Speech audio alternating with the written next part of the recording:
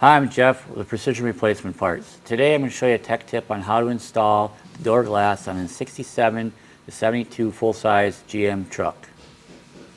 Let's get started. First thing you notice I did is taped off all the door edges to protect our paint. Second, I rolled up the scissor mechanism to get the actual wheels above the edge of the door. Now we're going to take our glass and we're going to put the back wheel in first into the channel like that. You'll notice there's a cutout right here. So you want to move the glass back till it lines up with the front wheel.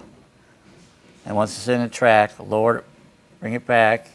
Then you can start lowering it to make sure it doesn't hit any of the metal. Keep moving it back a little bit. And lower it, and now your glass is in and you can put the rest of the stuff back in your door.